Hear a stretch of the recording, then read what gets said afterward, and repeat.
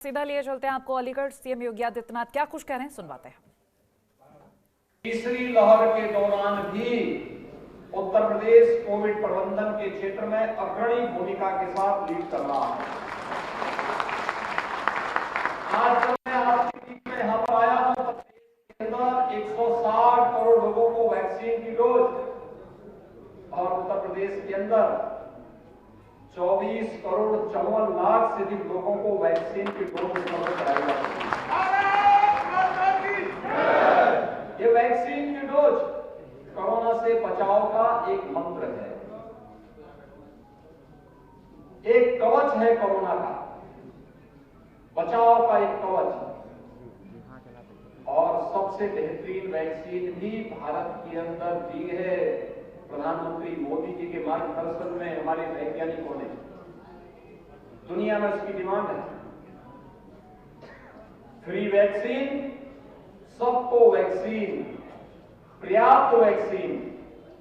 जिन लोगों ने वैक्सीन नहीं ली है वे वैक्सीन जरूर ले लें। थर्ड वेव दूसरी वेव की तरह खतरनाक नहीं है, लेकिन सतर्कता और सावधानी तो आवश्यक है ही। उस सतर्कता और सावधानी का पालन करते हुए अगर हम कार्य करेंगे तो भाइयों बहनों, कोरोना का थर्ड वेव का जो ओमिक्रॉन नाम का वेरिएंट है, यह इस बात को साबित करता है कि कोविड हारेगा और भारत जीतेगा। भारत जीतेगा, ये भारत के प्रत्येक नागरिक का सामूहिक दायित्व है और इसलिए कोरोना की गाइडलाइन का पालन हम सब मिलकर के करें, यह हम सबकी प्राथमिकता होनी चाहिए। दूसरा, मैं आया हूं उत्तर प्रदेश विधानसभा चुनाव पर बात करने के लिए। भाइयों बहनों, आप सभी समाज के प्रभुत्व वर्ग से जुड़े हुए हैं। आपकी अपने फील्ड में अपनी भूमिका है। आप जैसी राय रखेंगे समाज उसके अनुसार धारणा बना करके आचरण करेगा, समाज उसका अनुसरण करेगा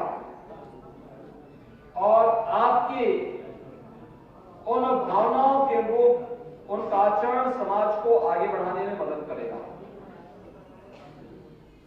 बदलते हुए भारत का, नए भारत के नए उत्तर प्रदेश को आपने सबने महसूस किया होगा। ये वही उत्तर प्रदेश है 2017 के पहले, जहां कानून का राज नहीं बल्कि गुंडे, अपराधियों और दंगाइयों का राज हुआ करता था, उपद्रवियों का राज हुआ करता था।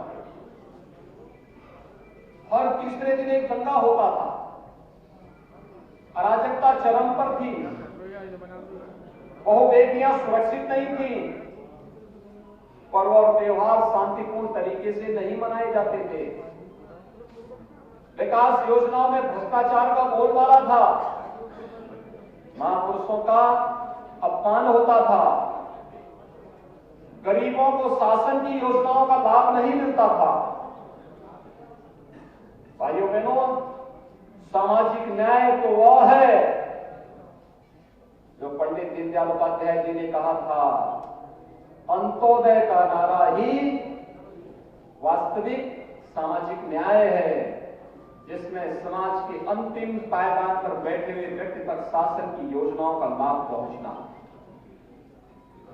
अनुमान कर सकते हैं पिछली सरकार के समय, समाजवादी पार्टी की सरकार के समय 5 साल में 18,000 लोगों को मकान सैंक्शन हुए, ये एक को भी नहीं। और भारतीय जनता पार्टी की सरकार के समय, डबल इंजन की सरकार ने 5 साल में 43 लाख लोगों को एक एक घर दे दिया।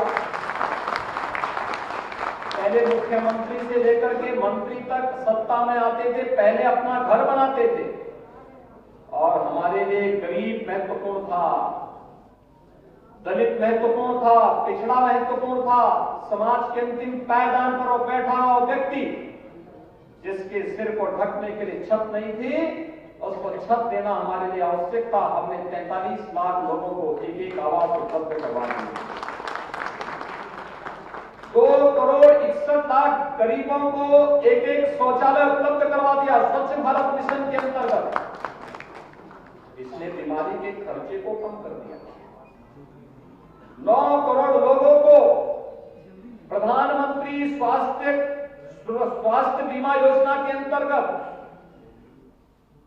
प्रधानमंत्री जन स्वास्थ्य योजना के अंतर्गत, आयुष्मान भारत योजना के अंतर्गत 5 लाख रुपए की स्वास्थ्य बीमा का कवर और 3 करोड़ से अधिक लोगों को मुख्यमंत्री जन आरोग्य योजना के अंतर्गत 5 लाख रुपए का सालाना, यानी 9 करोड़ से अधिक लोगों को हम लोगों ने स्वास्थ्य बीमा का कवर उत्तर प्रदेश के अंदर उपलब्ध करवाया। 1 करोड़ गरीबों को, जिसमें वृद्धजन हैं, विधवा महिलाएं हैं, दिव्यांगजन हैं, 1,000 रुपए की हर माह पेंशन की सुविधा उपलब्ध करवाने का कार्य सरकार कर रही है। और यही नहीं, सरकार आई थी, अंतर आप देख सकते हैं, फर्क साफ है। हमारी सरकार आई, हमने पहला निर्णय लिया था अवैध बूचड़खानों को बंद करने का।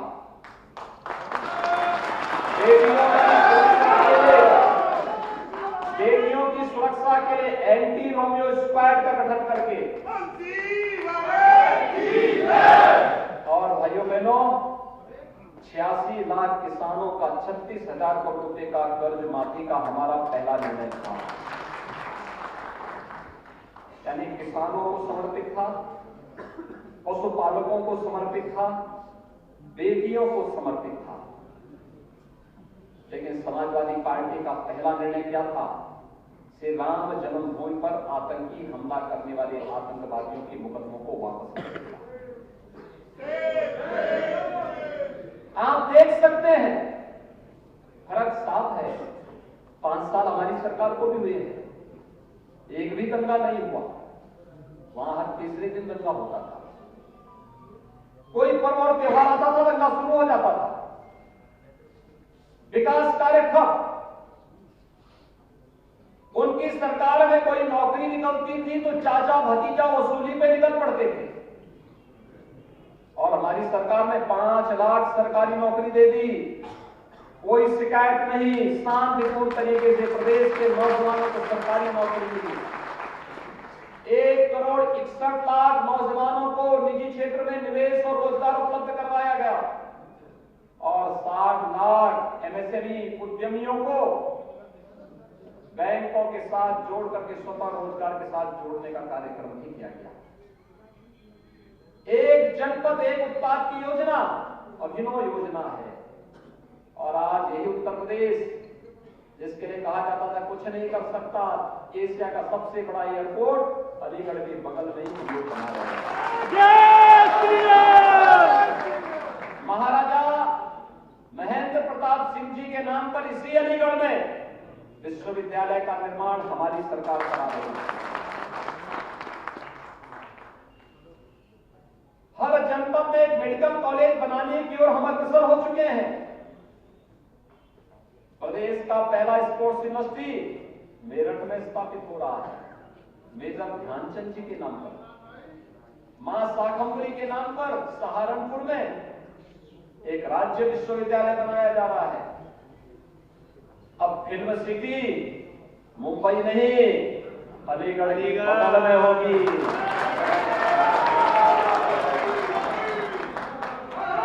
मेडिकल डिवाइस पार्क अब सिंगापुर नहीं, अलीगढ़ के बगल में होगा। फार्मा पार्क यमुना अथॉरिटी पे होगा। और यही नहीं, अब भारत रक्षा के क्षेत्र में भी आत्मनिर्भरता के लक्ष्य को प्राप्त कर रहा है। डिफेंस कॉरिडोर का एक नोड आपके अलीगढ़ में भी बन रहा है।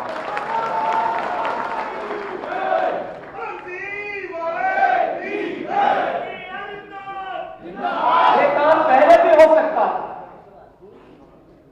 ये काम पहले भी हो सकता था, लेकिन सोच ईमानदार नहीं थी। जब सोच होती है ईमानदार तो काम होता है ईमानदार। भाइयों बहनों, गंगा एक्सप्रेस वे को भी तो हम यहीं से लेके जा रहे हैं। मेरठ से प्रयागराज की दूरी मात्र 4 घंटे, 4 से 6 घंटे के अंदर आप पूरी कर देंगे। सुबह बैठे अलीगढ़ से और शाम को वापस प्रयागराज से स्नान करके वापस अलीगढ़ वापस आ गए। भाइयों बहनों, ये है कार्य करने की एक व्यवस्था। हमने इंफ्रास्ट्रक्चर डेवलपमेंट के लिए भी कार्य किया, गरीबों को शासन की योजनाओं के साथ भी जोड़ने का कार्य किया, युवाओं को नौकरी और रोजगार भी दिया, सुरक्षा का पुख्ता व्यवस्था भी किया और पेशेवर माफिया और गुंडों के ऊपर बुलडोजर चलाने में भी संघर्ष नहीं किया। और इसके भाइयों बहनों, आज मैं आपके पास आया हूं आपसे कहने के लिए, अगर आपको लगता है कि प्रदेश के अंदर कानून का राज हो, हिस्ट्री सीटर थानों का संचालन न करे,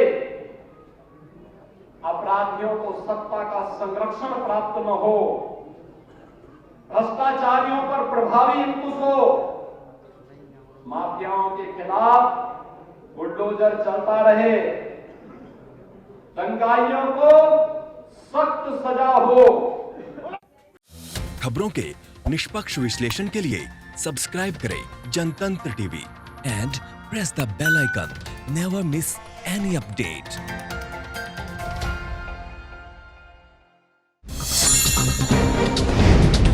डाउनलोड कीजिए जनतंत्र टीवी ऐप को, जो कि अवेलेबल है गूगल प्ले और ऐप स्टोर पर।